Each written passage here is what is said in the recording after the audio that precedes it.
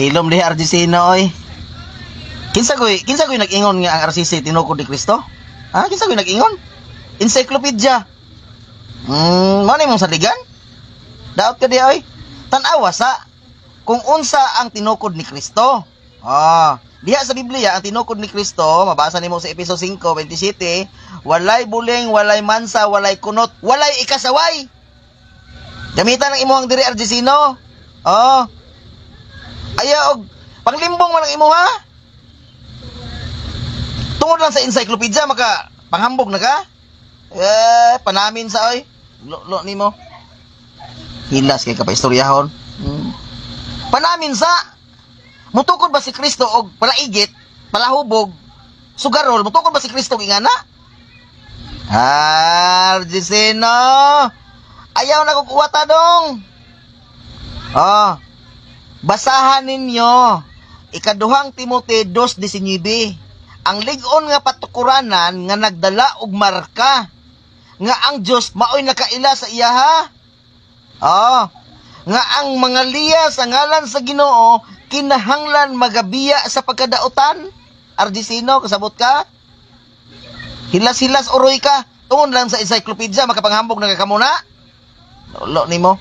Tanawa sa og maayo kung unsa ang gitukod ni Kristo. Okay.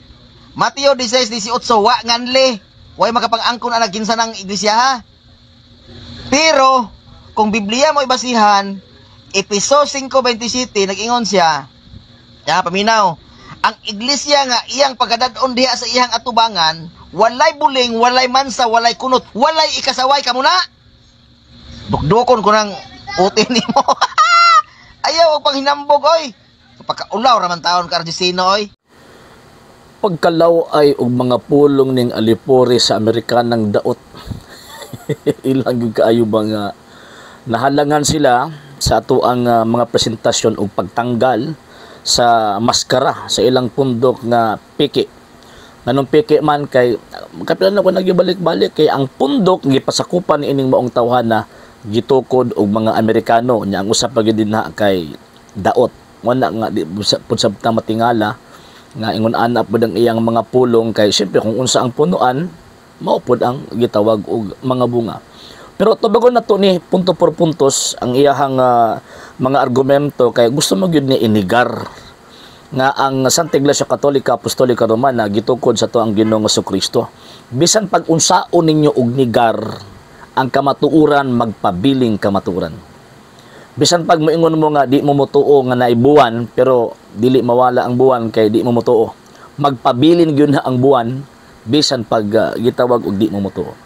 Kasamang pagkaagi, bisan pagkapila mo or kamilyon minyo na balik-balikon ang simbahang Katolika dili gitukod ni Ginoong Jesucristo, magpabilin ang kamaturan ng simbahang Katoliko gitukod ni Kristo, sumala sa balang kasulatan o sumala pud sa gitawag og kasaysayan. Napi argumento niya ingon pa niya kasi mayroong tuuhan. Encyclopedia nanginambog na mo nga ituo mo sa gitawag og kanang inyong gisulti sumala sa encyclopedia. Kisa man di among tuuhan kanang binutbot ninyo o kanang chismis sa inyo mga pastoy. Dili man ang factual lang inyo, opinion raman ang inyo. Unlike sa mga encyclopedias, factual. O niya, ang mga encyclopedias, for your information, migo, ang mga encyclopedias, diya man gudalatid or nasuwat ang mga nagkadaiyang karibitang field of knowledges ba. Apil din na ang religion. Mo bitaw nga nagbasa mi diha nga naman kay naapil man ang issue or content concerning religion. O niya, dili man na mapublish bigo. Kanang maong mga libroha o parihan ninyong pangunahuna ang naghatag og content o naghatag og information. Kaya kanang inyong pangunahuna, wala man ay basis. Wala man ay basihan. Pero kanang mga eksperto sa kasaysayan nga nagsubmit sa mong information sa maong mga encyclopedia companies na ana sila yung mga bases historical and syempre sa kunang giingon factual. So mas tuuhan nato ang tawag ining mga eksperto ba kumbaga kontra ninyo nga puro ra mo opinion. Mo bitaw nga bisan gani kamo mismo mo nagkasinabot ana pagubad-hubad ninyo sa bala ang kasulatan. Di ba? Number 2.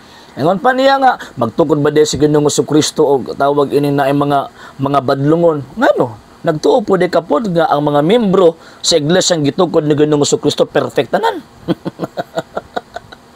Nagtuo biya kung nagbasa kag Biblia o nagbasa mo Biblia. Sa 12 ka mga apostoles na Judas o sa kabuok. After sa mga apostoles, si Ananias o si Sapira, mga badlungon. Og even ang gikutlo ni mong sitas Efeso kapitulo 5, kung imo nang iatras sa tawag ining bersikulo 4 hangtod sa gitawag og 6, naipahimangno San Pablo. Nga naman kay bisan ang naa sa sulod sa iglesyang gitukod ni Kristo, naapay mga tao nga naay kahuyang. Buti pasabot na sila yung mga weaknesses ug apil din ha kanang mga batasan nga di mao og kanang mga bisyo nga dili mao. Nga di wala nakasunod sa kabubuton sa Ginoong Dios. Ang point din na kana magong Efeso kapitulo 5 bersikulo 27 wa mo nag-refer sa mga membro. Nag-refer man gud na sa iglesyang gitukod ni Kristo nga putli way ikasaway nga naman si Kristo man ang founder. Mo man ay punto. Mabit na kung iato sa 23, kasi Kristo ang ulo, ang iglesia mo iiyang lawas. O niya 1:28 sa Colossus, ingon pa ni San Pablo, kasi Kristo mismo ang nagahatag og kinabuhi sa iyang lawas. O niya kabalo si Kristo nga naa siya mga membrong badlungon. O, niya kamo, tarong ni mo tanan. Ginoo kay ninyo pagaba. Na ako'y kaila nga sa badiha. Classmate pag yun na ako, ha? Classmate pag yun na ako, na. Wala igit yung dako.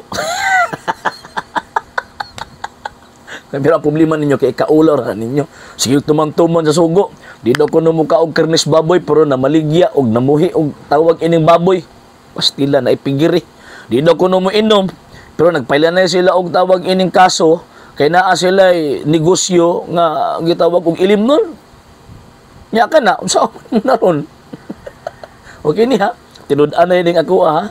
O, ingon na ba? So, ang pagkabalaan, ang pagkaperpekto sa iglesia, wala nagamater sa iyahang membro. Kung dili, ang pagkabalaan o ang pagkaperpekto sa iglesia, nagamater na ang Ginoong Jesucristo. Mo abito nga na ay membro nga mga makasasala, kay kung kining moong gitawag og iglesia ha, dili gani na perfect, dili gani na balaan kanang mga membro ana way pagkabalaan na. Buti pasabot di na makaangkon sa pagkabalaan kun grasya nga gihatag ni Ginoong Jesucristo. Kamo nagpatik-atik man mo nga nagpatik-atik man mo nga tinuod mo nga gitukod ni Ginoong Jesucristo. Unya pagkahuman kisa man pinagsulti ninyo ana nga tinuod mo gitukod ni Kristo. Samandamgo. Ang sunod mo anang inyohang tawag ining founder nga nadaot ang una-una, bisag unsang dali panulti. Ay, nalang. Ay, nalang. 2 Timothy chapter 2 verse 19. Ano pa niya? Tumasahon ng gingon sa 19. 2:19 sa 1 Timoteo kining giingon niya. Basahon na to. Mas maya magud nang ato ang tawag ining basahon kay 19. Yun din apan ang ligon nga sukaran nga gipahimutang sa Dios dili gayud matarog og kining mga pulongan ni sulat diha niini nakaila ang Ginoo sa mga iya ug ang tanan nga nagsangpit sa ngalan sa Ginoo kinahanglan dili magbuhat og daotan tinuod ni mao bitaw nga giawhag ni San Pablo nga naa sulod sa iglesia nga ayaw mo pagbuhat og daotan ngano man kay kabalo siya nga naay mga membro sa iglesia kaniadto nga nagbuhat og daotan. Dapat ang mga pari until now, ang mga obispo nagatudlo gihapon, ayaw pagbuhat ana. Ngano man kay ang pagbuhat og daotan ug ang pagbuhat og maayo, choice na sa tao ug di na tudlo sa Iglesia Katolika Apostolika Romana. Ang pagbuhat og daotan ha. Di ba? Pero San Pablo mismo kanang gingon nga lig-on ang patukuran reforman na didto sa mga apostol. Efeso kapitulo 2 bersikulo 20. Unya kanang maong mga apostol ug ang ilahang mga disipulo sumapan ni Kristo ako magauban kaninyo kanunay hangtod sa katapusan sa kalibutan. Yasa man aron. Kamo na. Sulpot lang man mo. Buto lang mo tos dalugdog atong 1863 ni gawas mo pagkahuman sa pagkapalpak ni William Miller ni buto ng inyohang pundok nagbiting-meeting ang upat ka mga Amerikano pag-abot sa Mayo 1863 nagkatigo man katong mga Amerikano. Pagkahuman, naghukom-hukom silang kaugalingon na, oy, nagsudo man sa sabat, so therefore, tawagon na to itong iglesia nga, Seventh-day Adventist. Asa mas Biblia na? Yung pa ni mo, wak man nanli. Ang St. Matthew chapter 16 verse 18 sa gitawag nga lang, why si bisan kinsa daw makaangkon, kisa sulti nimo. Angkon man gani mo karon. Nga iya mo na ganun sa Kristo. Nya inon mo why si bisan kinsa. Dali lang kayong pag-angkon. Pero ang problema na lisod kayo ang pagpamatuod. Pamatud-in ang inyong giangkon kay para mahibaw-an nato kung tinuod ba mo og dihi. Ay nagun mo hilak. Ligid man mo. Muligid mo kung sa kuan pa ba manggawas gyud ang mga daotang mga pulong og kinaiya basta ang tao masukuon na gini ulbo na siguro ang kaspaan nila ba. Nga naman kay wa naman siguro syempre pasmo si pastoy og ang mga Katoliko sig paminaw nato nya pagkahuman magwardyahan ba ang pagtuo ba nga di na mo adto sa ila kay kana mo kini mo mga tawhan nating patay man kalag tigpatay ni sila og kalag sa mga inosenteng Katoliko. Sa mo na mga sir og mga ma'am, kini nga tong amigo nagpakita ni sa iyahang kuan ni. Nagpakita ni kung unsa ang kalidad sa ilahang gitawag og bundok. Nagpakaron ingnon tarong, nagpakaron ingnon nga kuya do pero hiringing baba. Sa hindi pa po nakapag-follow sa mga pages po natin, i-follow niyo po yung mga pages po natin, RJ Horolanciano II, TV Apolia Punto Argumento page, Kuya Apologies TV page, and RJ's Vlog 2022. And pwede rin po kayo mag-send po dyan ng Facebook stars. And also, sa atin po mga channels, sa hindi po nakapag-subscribe, i-subscribe po ninyo yung mga channels natin, The Lay Catholic, Apologies International Official, RJ Sano II TV, Kuya Apologies TV, and Barrio Kawayan Religious Forum.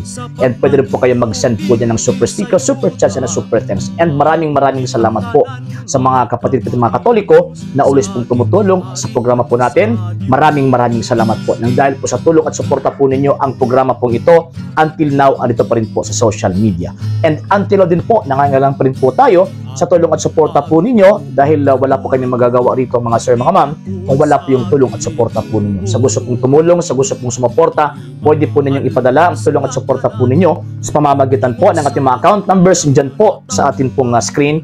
And pwede niyo po kaming i-message sa ating pong page kung via remittance po yung papadala po ninyo. Maraming salamat po in advance.